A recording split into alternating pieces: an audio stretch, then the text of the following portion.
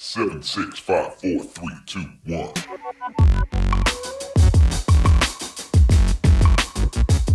Welcome everyone to CBD Talk Podcast, episode number 48. And today we have our first international podcast, and we are pleased to have Clifton Flack with us. Thank you so much for taking time out of your day. And where are you today? First of all, thank you very much for having me on the podcast. It's my pleasure. Right now, I am sitting in a town called Rehovot, which is just south of Tel Aviv in Israel. What's becoming known as the epicenter of cannabis R&D, in the thick of things. Yeah, well, you are pretty much at ground zero when it comes to the research in cannabis, and we are so excited to have you. Could you tell us a little bit about your company and what it is that you do? Sure. So I founded CiiTECH. It was just under a year ago, I think about 9 or 10 months ago.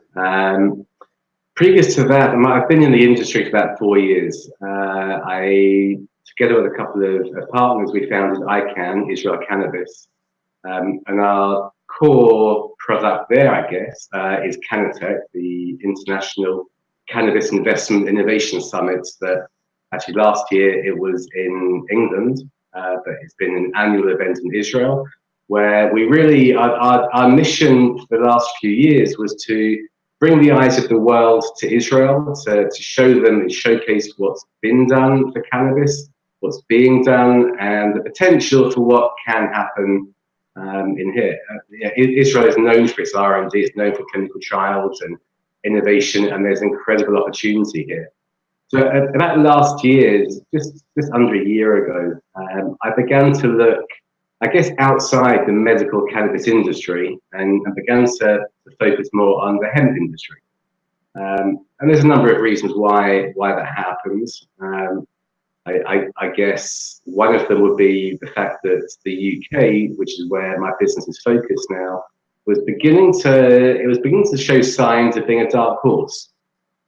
As you're probably aware, the UK is very conservative when it comes to cannabis, unlikely to implement a medical cannabis program. They still use the word skunk in government. It's a very backward conservative country. And yet they have CBD, and yet they have allegedly 250,000 people who are using CBD on a regular basis. So when I began to appreciate what was going on, as I say, I began to move my eyes away from the heavily regulated, crazily complex world of medical cannabis and to the slightly less complex, slightly more straightforward world of hemp and CBD. And that's really what I do now. We do our research and product development in Israel. I'm biased. I believe that we've chosen the best of the best from researchers to formulators. And then, like any other normal industry, we source our ingredients like a commodity. So we source our hemp from, again, what we believe to be the best of the best cultivators in Europe. And we manufacture in both Europe and the UK. And from our distribution base in the UK, we're able to ship our products globally. That's wonderful. That is wonderful. So with your products, since you're working on the hemp side, are you using are you doing a full spectrum, like how we qualify it in the States is it's considered industrial hemp if there's less than 0.3% THC. I don't know if that's like a global thing or if that's just a way that we classify it here. Yes. So I would go as far as to say that the hemp industry in Europe is the most straightforward, uncomplex industry to work in. And I'll explain that. There's in Europe, it's not so much about the amount of THC in the plants, although that is a factor. There's 63 EU certified hemp strains. Now, to get your hemp strain certified by the EU, it must be under 0.3%. So that number does come in, but you're never measured on that. There's no agency or task force going around checking THC levels. As long as you are growing, as long as you are producing product from one of those 63 strains, then your product is 100% legal and you're good to go. Wow, that's awesome. and I would say even more than that, because I mean I believe it's similar in America now, because hemp is considered agriculture. All farmers are bound by EU agricultural guidelines. There's no EU Ministry of Health that are getting involved with this hemp industry. It's all agriculture. Yes. Yes. So this kind of obsession, quite rightful, but obsession over heavy metals and pesticides and mold and all of these kind of things that happen in the medical cannabis world, where there's very little agriculture. It's the world of master growers. It's the world of super hyper intense agriculture. It's not farming. In EU farming, it's very straightforward. The EU guidelines are laid out. There's EU agencies that come down and check on agriculture. It's like growing tomatoes. That's amazing. It's better than tomatoes. That's great. And more expensive than tomatoes. Definitely more expensive. For the moment. Exactly. So, would you mind giving us kind of a recap of 2017? What you saw happen in the industry? Wow. So I'm slightly biased, and I'm slightly my eyes are drawn to what's going on in Israel from the Israel perspective. In 2017 in Israel, the year began with amazing excitement. We had just finished 2016. We had passed, the Ministry of Health passed medical cannabis reform in the government, which was opening the doors to hundreds of cultivators, licenses being opened for R&D companies, for production companies. We really went into 2017 very excited about the potential for Israel as a startup nation to begin to execute on Israel as a cannabis startup nation. So that was very exciting. As the year progressed, unfortunately, that excitement began to dwindle away as we began to see that, as good intentioned as everybody was with this new reform, it was proving to be, I guess, problematic to implement. It is an expression we can use. Problematic to implement. To the point that by the end of the year, I think there's been probably very little change inside Israel in the past year, apart from the understanding that it's not as straightforward as people thought it might be. I would have hoped for more than that. Well, this is the thing that we spend. Again, in my previous business, we're big advocates for not just the industry, but for Israel's position in the industry. So I still feel that Israel has a significant part to play.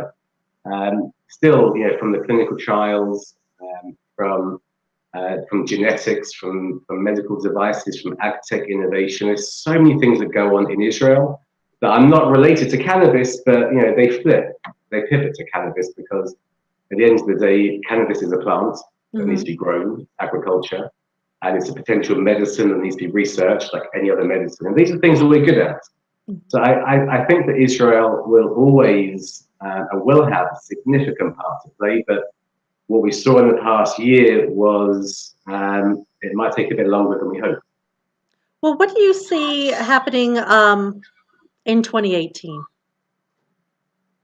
What new innovations are coming for you? This is the year of hemp. I think last year people say it's the year of hemp. If last year was the year of hemp, then this year is definitely the year of hemp. I think hemp.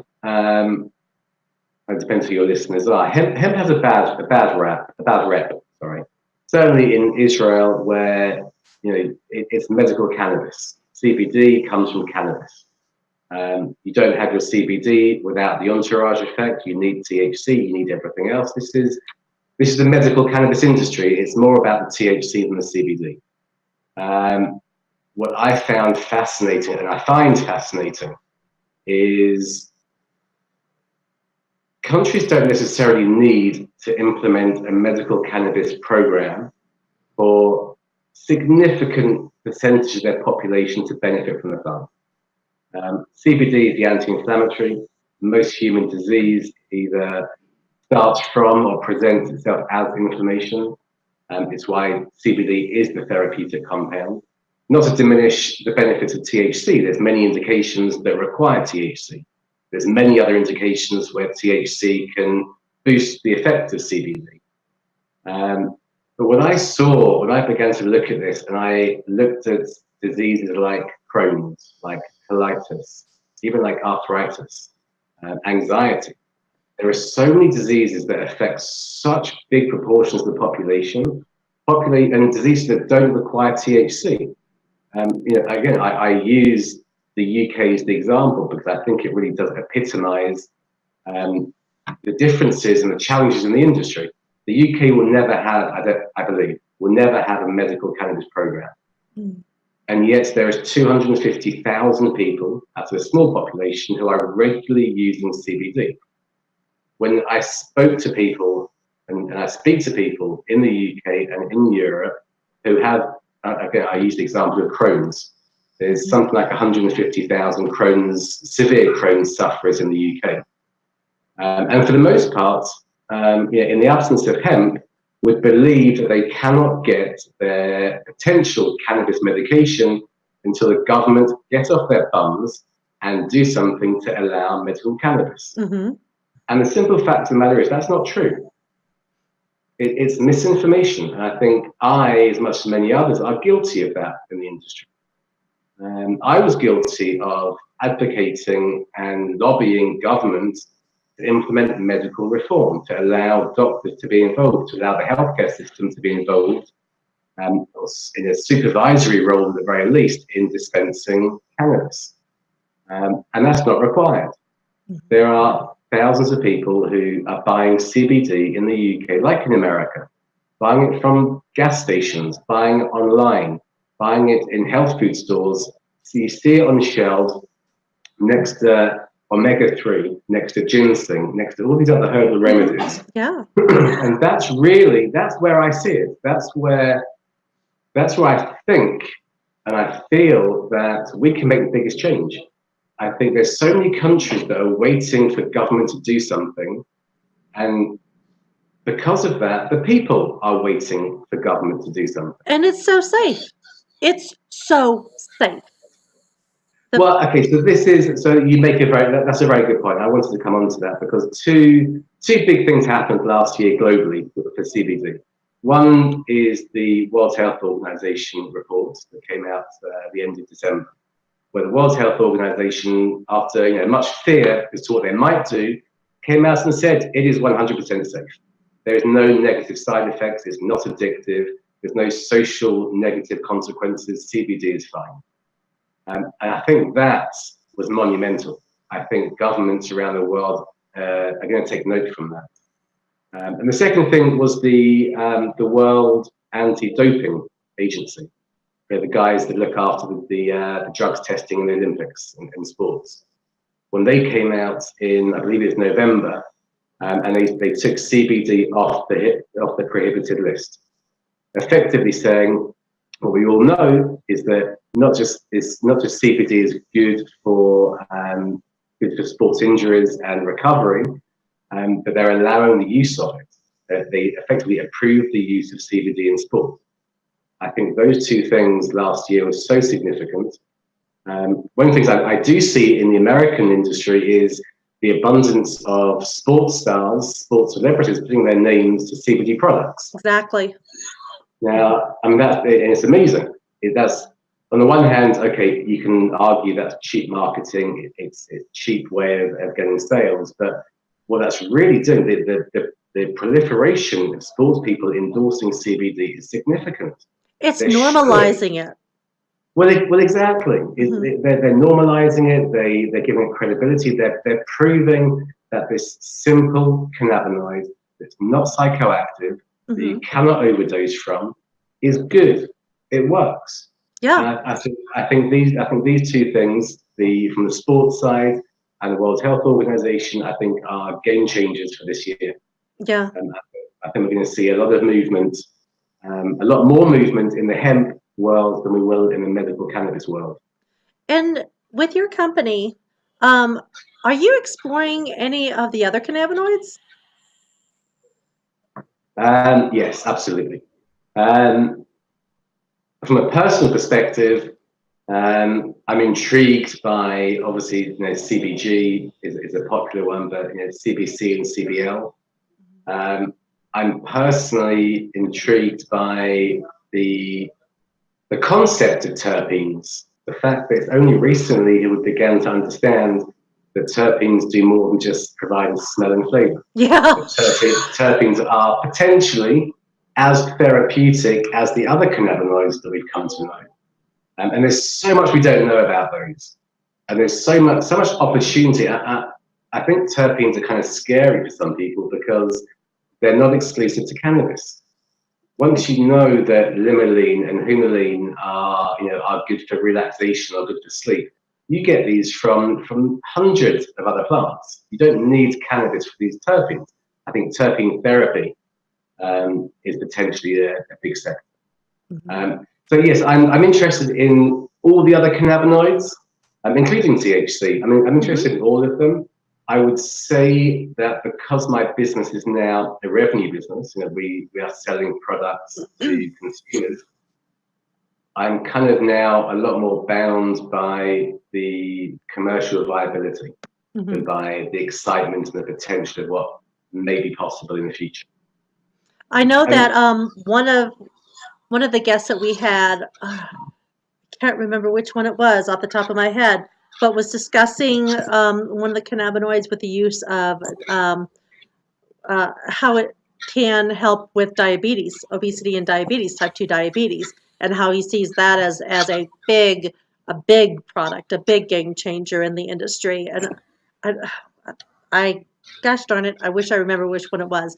But just the potential of these very safe cannabinoids that you'll be able to get, like in the UK, just anywhere, right next to ginseng. As long as it's not psychoactive, Yes. then everything's good to go. And I think at some point, certainly as far as the non-medical countries like the UK, I think that the THC will come back in once they wake up and realize that full legalization is the only pathway. Right. And I think, and I hope, because it's something that I'm trying to push amongst my contemporaries in the UK, is to try and cut back on or pull back on the government lobbying for medical cannabis reform. Because there's no appetite for it in the UK government. There's no, even without the Brexit fiasco we have right now,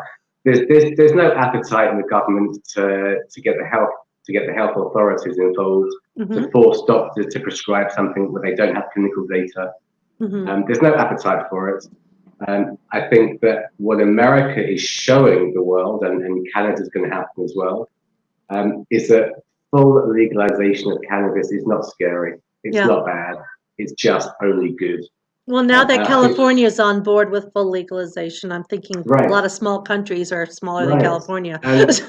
Right. Well, this is the thing. I mean, we keep seeing data coming out of America from Colorado and a bunch of places that show that every metric that we've been told to fear if there was legal cannabis is just showing positive results. And of course, a lot of those metrics came from America saying how bad it was, and now we're trying to explain that. It's like, well, there were reasons why those things were said, and they were political.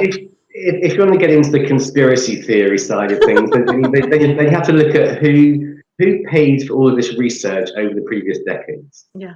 Who paid for the research to prove that cannabis makes you a bad driver? It's dangerous to drive on cannabis. Exactly. It was the alcohol companies. I mean, there's enough conspiracy, but what happened in the past is the past. Yes. Well, and that's the thing, is we need to leave the past in the past, and so we do. And I would say for as much as the if chaos is the right word in the regulatory framework in America, But for all the chaos there is, two things have been shown from America. One is that full legalization is not scary; it's only good. And also the medical cannabis, that if you give cannabis to people, they can self-treat themselves. Yes. I don't think cannabis is a challenge for Big Pharma. I don't think that many cannabis products will make it to a pharmaceutical drug. I don't think there are many other Satirdexes or Epidiolex. I don't think there's many GW Pharmas. There may be 2 or 3 you can count in America. But for the amount of indications that cannabis can help with, there is not the pipeline of prescribable medication. And if that's not going to happen, and it's not happening, then I believe the fight to get doctors to be involved is the wrong fight. We need healthcare practitioners, health food stores, we need the dispensaries, we need education for consumers to make a choice for themselves. Exactly. The education is key. Yeah, and I think the threat to Big Pharma is not that there's suddenly going to be doctors prescribing cannabis and not prescribing opioids. I think it's that patients will stop going to the doctor for many things. Yeah. So what brought you to the industry in the first place? My business partner from ICANN, Saul Kay, the CEO of ICANN. We're good friends. I've been following him and his journey with our other partner, one of his other best friends, Jason Riker. And they've gone on this personal journey for Jason had been sick for a while. And they came to cannabis and were blown away by it. And they were looking for a way to get into the industry, from an Israel perspective. And it was an opportunity for me to help them. My background is marketing. I'm not a scientist. I'm not a doctor. I'm not a patient. I advocate recreational adult use. I think it's all good. But I saw it as a great challenge as a marketing guy to have something where we're going from a product that we've been led to believe is evil to a product that we know is not far short of miraculous, and we have a product here where, unlike anything else in the past, there is an existing target market, not just a market where you need to educate that they need to use it, but there is, in every country, there are millions of cannabis users. And I don't think it's ever happened before, probably not since alcohol prohibition ended. Was there a new industry that emerged where there was already an existing customer base? And I saw that as fascinating. I saw from a marketing side, it's something that it drew me in. It drew me in, and I'm living in Israel right now, with Israel's rich history. It was an opportunity I could not get involved in. And I've loved every minute from it. I want to jump back, actually, because I wanted to say something before. You asked about the other cannabinoids.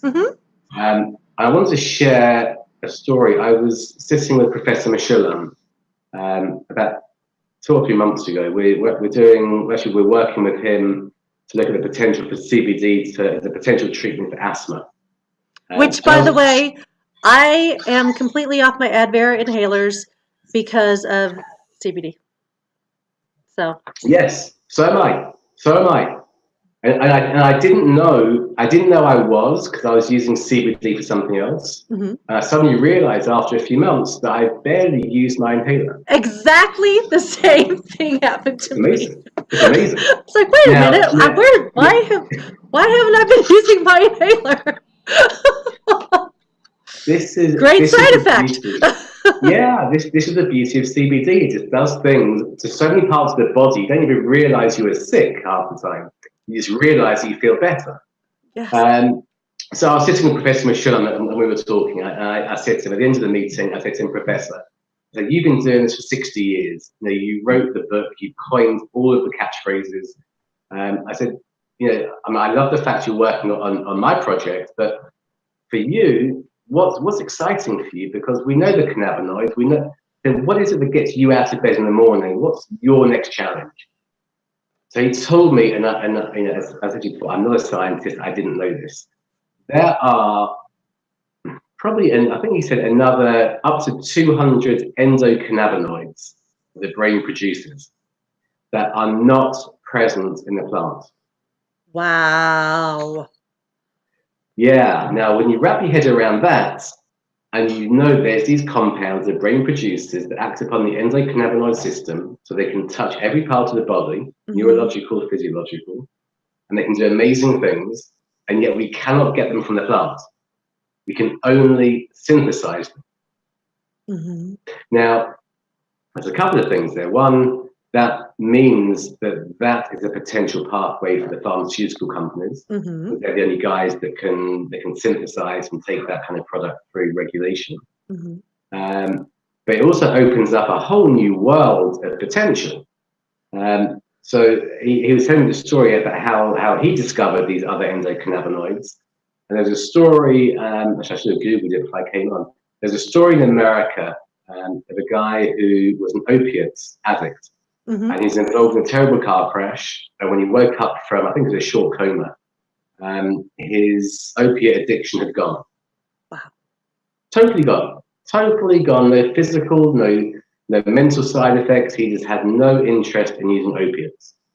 And they did their various CAT scans and MRIs and analysis, and they found this. I'm not sure if it's a deficiency or there was something that was going on where they identified this compound, which was an endocannabinoid, and they're now looking at this specific compound as potentially the cannabinoid to deal with opiate addiction. Oh, that's amazing.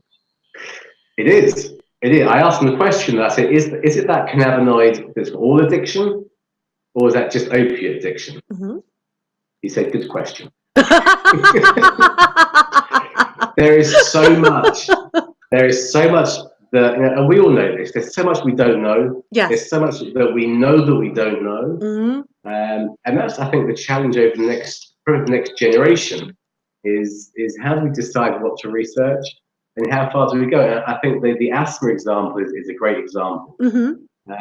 Because I presume you're not inhaling, or maybe you are inhaling CBD. Actually, I'm using a CBD vape. Okay, so I don't. I use a sublingual spray. Sometimes I use capsules. Yeah, I was using an oil, a tincture, but then I found out like it's just as easy for me to just grab a disposable vape. I haven't gotten to the point where I've actually bought a vape pen yet. Good for you. But and you shouldn't ever. Yeah, but it's nice. Like if I start getting symptoms, I just take a couple puffs and boof, it's gone. Right. Yeah. Right. So this is the thing. We know what CBD can do. We know that it can do many things, and the challenge really is, as far as the consumer is concerned, finding the right product that gets to the root of the problem. Yeah, the obvious analogy I always give is, if you have eczema or psoriasis, you're not going to take a tincture. You take a balm or cream or something. And so how do you get the CBD to the point you need it, with the highest bioavailability, with the most accurate dosing, and all these kind of other things? And that's more product development than clinical trial. And I have seen the CBD inhalers, so I do want to try one of those. Have you tried those yet? Well, yeah, I actually do have one here. Oh my gosh! Oh my gosh! Yeah, there's a guy, a very nice guy in America that sent me one to try out. I'm personally not a big fan of the inhalers because of dosing. Very difficult to know how much you're getting. But I have to say, it's a great device. Yeah, well, I mean, and the thing is like with the Advair, if it was similarly packaged to where it was in that little bubble that gets burst when you crank the Advair, so that when you inhale it, you're getting that dose. I'm sure it's coming. So.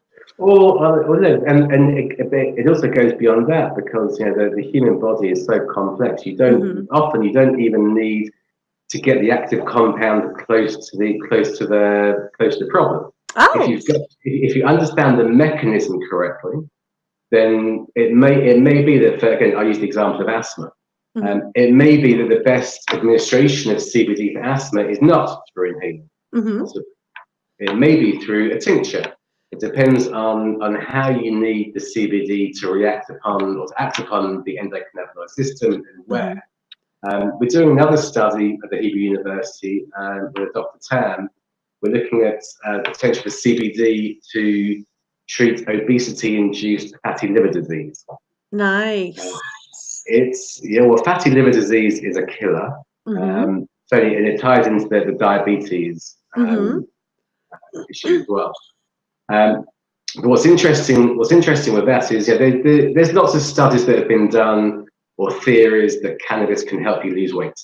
Nobody really knows what that means, or nobody really knows which cannabinoids or which combination of cannabinoids, how to take it, when to take it. Is it THCV? Is it CBD? Does it kill the fat cells? Nobody really knows. Right. People just know that cannabis can potentially help you with weight loss. The same way that cannabis can also help with weight gain. Yes. Beautiful plant, isn't it? Just amazing. That's both extremes. So what we're looking at, or the target with this study, is to understand the mechanism. We know, and to use Dr. Tam's expression, we know that CBD can ameliorate the situation. We know that it can improve the fatty liver cell situation. We don't yet understand what that means. Does it mean that CBD can kill cancer cells? Fat cells? Can CBD prevent the growth of new fat cells? Does it stop the growth? What's the mechanism? How much do you need? Where do you need to apply? Exactly. These are questions that we need to understand. That's why we need the studies, and that's why we're so grateful for Israel doing them. we need the studies. We need, and I'll go as far as to say, we need the preclinical, more and more preclinicals. They're a lot more cost effective. They're a lot quicker. A lot of them can be done in petri dishes or test tubes or in mice, where we can get quick understanding, quick knowledge that helps us produce products that can be taken to market quick. Exactly. What frustrates me in this world is the prospect that there's a lot of work being done on products that are not going to hit the market for 2 years, 3 years, 4 years. Geez, I don't know terrible. when. And that's too frustrating for me. It must be as frustrating on the other side for GW Pharma. GW Pharma have products that they still can't get to market because they're waiting for the FDA approval, and yet Epidiolex is no different to my product. It's no different to 101 other CBD products. So for them to have invested hundreds of millions of dollars and waiting up to, I think, almost 10 years to get the product to market, where their products may be better, it may not be better, I don't know.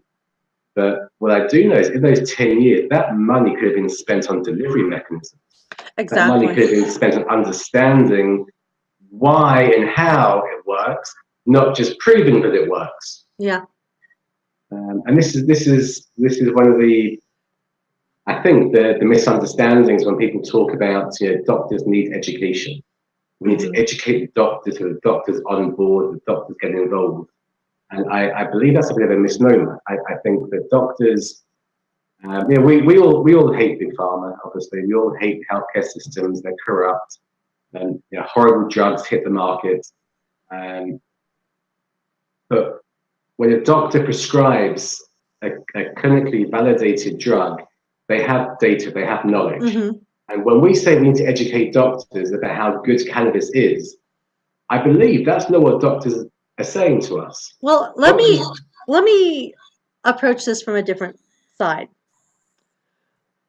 The reason the way that I see we need to educate doctors is in allowing their patients to take cannabis. Here in the U.S., we are getting doctors are quote unquote firing patients. They are literally and they're saying, if you're taking cannabis, I will not treat you, or if you are taking cannabis, I will not prescribe you something else. Now, and I know this for a fact because my 77-year-old mother is in a non-cannabis state, a non-medical state, and if she gets tested they will cut her off. Wow, that's horrific. Although, let me ask you a question. Let me play devil's advocate with you, if you don't mind. If you went to your doctor and they gave you, your doctor prescribed you a drug, Mm-hmm. you went home, you took the drug, and the next morning you woke up fit, or even that night, you had the most terrible side effects. Mm-hmm. The first thing you do is you'd call your doctor and you say, what do I do? Yes. Now, if your doctor turned around and said, I don't know, you'd fire them. Yeah, you'd never go back. If they gave it to me, yes. If they said take this and they said I don't know, then yeah, you're right. I probably would. Or if he was upfront when he gave it to me and said, you know, this is something that you can try, but different people react to it in different ways. I would hope that he would at least say, stop taking it. And this is What from about- someone who's had a lot of Well, allergic yeah. reactions to medicines. For sure. And look, it's a similar thing. If you go to the doctor and they prescribe you a drug, Mm-hmm. and the doctor says, don't drink with this medication. Mm-hmm. So you wouldn't drink with the medication, would you? No. And if you did drink with a medication and the doctor found out, he'd fire you. Mm-hmm. And that'll be fine, because we know that that's how doctors are. And if doctors don't, either if they got the knowledge or they haven't got the knowledge, Mm-hmm. more often if they haven't got the knowledge, they'll err on the side of caution. They'll Mm-hmm. say, I don't know how that alcohol or cannabis or orange juice is going to interact with this medication. Therefore, don't take it. And if you do use it, you run the risk of me firing you as a patient. Mm-hmm. I mean, Yeah. it's terrible. I It can shouldn't see- happen, yeah. but I understand it. Mm-hmm. What was eye-opening to me was when I had 3 conversations with three family doctors. One was actually my personal doctor. And they all said the same thing to me. And well, in different ways, but my understanding grew. When doctors say they need education, or they don't have the knowledge, or they don't have the data, Mm-hmm. they're not saying they want us to show to them or prove to them how good cannabis is. Mm-hmm. I don't believe doctors, I'll be dramatic. I don't think doctors care about how well any drug performs. When you go to your doctor and you're sick and they want to prescribe you a painkiller, they go into the system and they see which painkillers are available for them to prescribe. Mm-hmm. Presumably there's probably some advice in the system what they should prescribe for a given patient. Now the doctor doesn't question whether that drug works. They trust it works because it's on their computer and they can prescribe it. Uh-huh. Makes sense. Yeah? Yeah. Doctors don't care if something works. They obviously, we hope they've been to seminars, we hope they read articles, we hope they do stuff. At the end of the day, doctors don't really care if something works or how well it works. What they want to know is what happens when it doesn't work. Mm-hmm. Because this was a very cold conversation with my personal family doctor. And she told me that, first of all, she heads up the Pain Doctors Association in Israel. So she knows all about opiates and all these nasty drugs. And she said to me exactly this. She goes, when I prescribe OxyContin, which I do every day, and I know how dangerous it is, she goes, it breaks my heart when I hear the stories, but I prescribe it every day because when I do, if my patient has a side effect, they call me, I know what to do. She goes, if I even gave my loose consent to a patient to use cannabis, and they phoned me up and said, I had a joint and I feel sick, I don't know what to do. Because how can these patients who have been my patients for years, how can I give them something where I don't know how to respond if it doesn't go well? Okay. I presume it will go well, but if it doesn't, what do I do? Okay, well then that means that we need to get the information somehow to them, because otherwise you've got a plethora of people who are either lying to their doctor or could be helped in a way that is potentially safer. Okay, so let me ask you a question. Sorry, Clifton, I'm Um, getting all bitchy on you. no, it's fine. Be bitchy. I love it. It's all good. It's all good. No, I mean it is good. Because I've almost ceased to be a medical cannabis advocate. I think there's so many problems in it. But let me come back. Let me challenge you. Okay. What? Because you're right. We need to give doctors that information. So what information do they want? They don't want to know how good cannabis is. They want to know how bad it is. Right. They want to know the bad interactions with other drugs. They want to know how much, at what point are you going to be overdosing on THC? If you do take too much THC, what do you do? Do you sleep? Do you eat food? Do you do? If you ask anybody, including yourself or Google or me in the industry, to name half a dozen side effects of cannabis, or tell me half a dozen times that cannabis won't work, tell me how cannabis is bad for you. Nobody in this industry is prepared to talk negatively about cannabis. All we ever do is sing the praises of cannabinoids. Yeah, we got to get real. Well, maybe not. Maybe not. Maybe there is nothing wrong with cannabis. I've heard one thing effect. that I have heard, and there's a chart out there, is that there is some interaction with blood thinners. That it actually makes them more effective, and that could be a possible danger. But it has to do with the method that you use it. So, I mean, if it's a tincture, You're right. You're absolutely right. And if you take that one example and then extrapolate it out to the almost infinite number of diseases or variations of diseases, combined with the almost infinite number of meds, of pharmaceuticals out there, I don't know that there are enough lifetimes to be able to provide doctors with enough information for them to feel comfortable to allow patients to use it, let alone prescribe it. Yeah.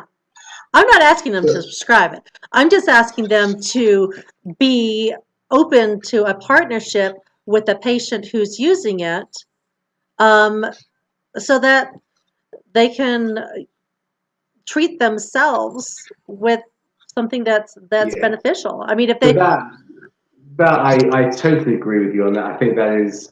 I think in that respect, it's the same thing as when you go to your doctor with anything from the common cold to cancer, God forbid, and you say, "I'm using ginseng."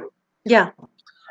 No, I don't believe that there's a doctor in the world that will say, "No, don't use ginseng." I'll fire you. Most of them will say, "All right, fine, use ginseng. I've heard it could be good, but I'm still going to give you chemotherapy."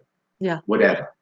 I think that should be our target for cannabis. Yes. And that does require education. That does require normalization. That requires taking finally extinguishing the myths and the bullshit that we've been brought up with about the plant. Exactly. It really is. Certainly if you're talking CBD, you're talking non-psychoactive. Yeah. I personally see it as no different to ginseng.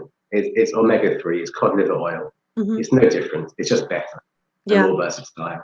It's marketed and sold in the same way. Now, one of the things you were talking about is bioavailability. And so I know one of the bioavailability things here that people talk a lot about is the nano processing. So what is your take on that?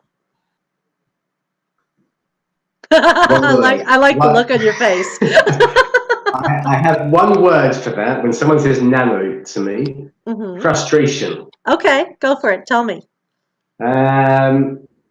Frustration because, yes, nano all day long, nano for bioavailability. Yes, definitely. However, that's fine for America. In Europe, it doesn't fly. In Europe, anything nano is considered a novel food. Oh. I can't sell it. Oh my I can't goodness. produce it. It's not quite, but it's not far off the pharmaceutical. Like the amount of regulation and hoops to jump through and bureaucracy Wow. to navigate. Yeah, it's frustration. Nano equals frustration for Clifton. Oh, I am so sorry. Yes. That is, But for you guys in America, awesome. Yes, more of it, I think. mhm. I mean, I have to say I think with a caveat because I had to stop my nano research and Mhm. investigations about 6 months ago when I Well, why realized bother? that, If you can't do it, why bother? You know? yeah. Well, Yeah. look, I mean, look, I am taking my products, from the UK now to North America. So Good.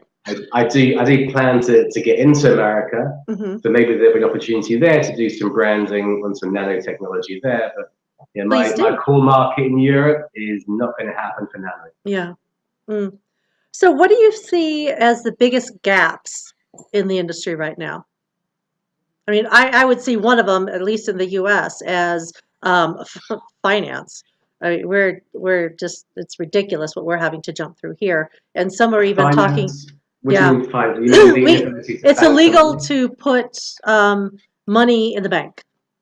All of Yes, ours are cash industry. yes, So that's a yes. big hurdle for It's us. huge. And just to speak to that, a year ago, I apparently incorrectly predicted that perhaps one good thing about a Trump presidency would be that maybe he won't legalize federally, but he will sign some kind of an executive order to allow money to move. I thought that would be a no-brainer. Yeah, so Um, did we all. yeah, I thought it'd be done by the summer because the amount of money that's not being banked, that's not being taxed, the amount of money that's leaving the country, that's Mhm. not being invested in the country because of that. To me, it was a no-brainer. I thought he'd do it in his first few months. But he's not done it, and hopefully he will.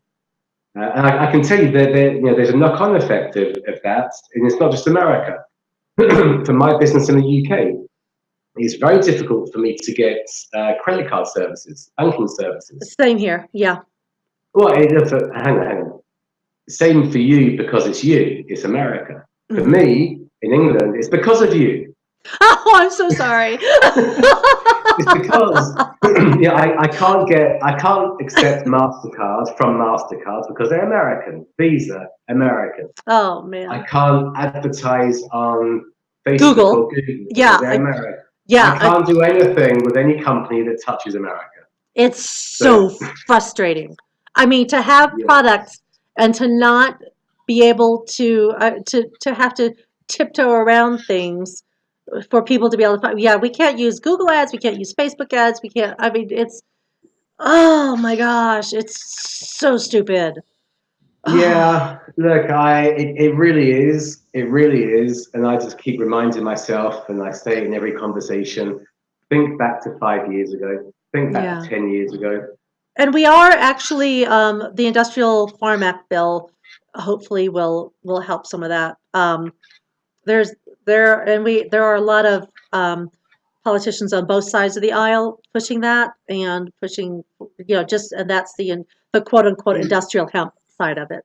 Let me ask you, how's that gonna affect or not the CBD isolates Well, the thing issue? is what it's trying to do right now is actually take the term CBD completely out of the definition of cannabis. So the cannabis laws will not have any effect over any of the CBD products. So And that's one of that's the things that they're trying to do. There's a few different things. that's because anything from hemp can only be called hemp. Well, it's not as much about it's a really the definition of the word cannabis is where all the rules are coming in. You know, so yeah, there are I think four different bills being tossed around right now. One of them is just full on. deschedule cannabis and be done with it and move on your way, which would be awesome, but let's, let's It be will serious. happen. It's going to happen. It Yeah, will might as well in happen our now. lifetime. Well, and that's one of the things is when Sessions played his little card the other week, that really ticked off a lot of politicians who represent states that are either full rec, full legalization or medically legal. It really made a lot of politicians very angry, and then that's when they started talking to each other and have a flurry of different things happening to the point where our senator has said that he will block any judicial nominations that Sessions puts forward until this is resolved. So He'll be fired when he Sessions. He'll be gone soon. yeah, I'm surprised he's lasted this long. I mean, we actually have a Trump bingo card with all of his people on it, and as he fires people, we tick off another box, and we're waiting for someone. We haven't had a bingo yet, but we're waiting. I think Sessions was a good smoking mirror. Yes. As soon as Trump's ready, then Mhm. he'll kick out Sessions and he'll do what needs to be done. He can't not. Yeah, he's a bit of a puppet. That is for sure. That is for Yeah. sure. Well, in Trump's world, everybody's a puppet. Yes. So, well, let's get back on campus because I could talk about this forever. So, okay. So, so I mentioned finance as a gap in innovation. What are some other gaps in the industry that it's like, we really need to do this? So I think it's education. I Yes. think finance, you're right, and education. Hmm. I don't think there's any gaps in the product side. Right. I think there's great products out there, and there will be more great products. But at the end of the day, the core product is the flower. You Mhm. can't get much purer and cleaner and better than that. So, I think the innovation or the gaps in delivery mechanisms, I think they're not vast, they're not significant. right. As long as you get your cannabinoids, yes, you can improve by trying whether it's nano or an inhaler or maybe an injection, I don't know. But you can improve the effectiveness, but cannabinoids are cannabinoids. So how do we tackle the education problem? Yeah, Clifton, come on. How do we tackle it? Well, let me tell you a story as to how I don't know the answer to that. So when I was in England a few months ago, and I was speaking actually to an Israeli woman who was over in England visiting her sister. She told me that her sister lives in England. She has terrible Crohn's. She's on multiple medications, has been for years, and she's thinking about moving back to Israel to get medical cannabis. And I said to her, hang on. I said, what? I said, get your sister to call me. I said, Crohn's is one of those diseases where we know maybe THC can help a little bit, but it's a CBD. Mm-hmm. Your sister can get what she needs from any one of 100 websites without the doctor intervention, without regulation, with she can get whatever she wants. And when I had that conversation, that really brought home to me the gap that's been created by the medical cannabis community. Because this woman, she's I think I mentioned it before, she's waiting for the British government to do something that she can get her cannabinoid therapy. Yeah. And she doesn't need the government to do anything. Right. And I think governments all around the world, I think populations, communities all around the world need to be educated that I'm not saying medical cannabis is not the answer. The product is the answer. I think as a pathway, this whole lobbying for new legislation, I think the answer is, I think we have the answer. The answer is hemp plus full legalization. Because full legalization is the easiest way for a government to enact reform. As soon as you start reforming with doctors and health insurance companies, I mean, I'm not surprised that things move slow. Yeah. Or don't move. I mean, and I can give examples. I say Israel is slowed down. So Australia, they they implemented medical cannabis reform over 12 months ago. I think they've got maybe 6 or 12 patients. They haven't worked out how to actually execute on this reform, how to get cultivators and how to license products and how to get doctors to onboard. They haven't worked it out. Israel has not worked it out. Germany, in the biggest European country, also. The only way you can get cannabis there is if you import it from Holland or from Canada. I'm yet to see any country who is really on the right pathway to this medicalization of the plant. I don't think it works. I think the most straightforward thing is educate as to what hemp can do, and then lobby for government for full legalization and be done with it. Then you can tax it, you can have your pot shops where you get your THC, or pharmacies will sell THC separately, whatever they'll do, I don't know, but it's much more straightforward. But educate people that everybody should be taking CBD. Professor Meshulam and all of his team, they've been saying it for decades. CBD, every single human in the planet can benefit from a small amount of CBD every single day. We should be adding it to milk. Yeah. Seriously. We should be adding it to milk, adding it to the water, do whatever we need to do, because that's what's going to bring our healthcare costs down. Get people healthy. And you know, without being disrespectful to the American industry, I don't get the medical cannabis there. It's not. It's just pot, isn't it? I kind of think it's all the same. Like my friend Carter Baird says. He said there's a big difference between medical and recreational, and it's the color of the tag that's attached to the plant. I think that's spot on. I use the analogy. I tell people that if I went to my doctor, my NHS doctor in the UK, with any illness, and if my doctor said to me, "Here you go, take these flowers, dry it, crumble it into a piece of paper, set it on fire, and inhale the smoke," I would never go back. That's not medicine. That's not medicine. Rolling a joint, smoking a bong, using wax, shatter, all these weird and wonderful adult use, recreational, fun things. It's not medicine. So I like that. Yeah, the only difference is the color of the tag. I think, and I hope maybe that blurring of the two markets in America will accelerate the move towards this just full. Because I don't know if you watch. I truly think that what is going to blur that line is the amount of industry that billions of dollars now, the amount of tax revenue for the states. Once the federal approves it, then it'll be additional tax revenue for the federal government as well. I just think that that's really what it's going to take. Money talks.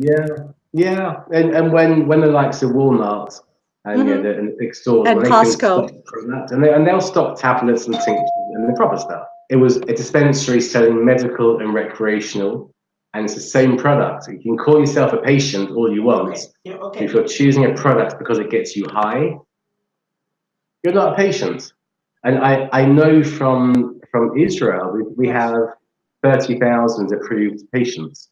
And a large proportion of them don't like the fact that they are forced to be high with their medicine. One of the biggest pushbacks from potential new patients in Israel is the fear they don't want to be high with their medicine. I understand that. That makes sense. These people are, doctors and teachers and drivers. They don't want to be high with their medicine. We need separation. No, that's a valid point. That is a very valid point. And not everyone wants to have to deal with that. So not everybody wants to be high. Not everybody needs to be high. Exactly.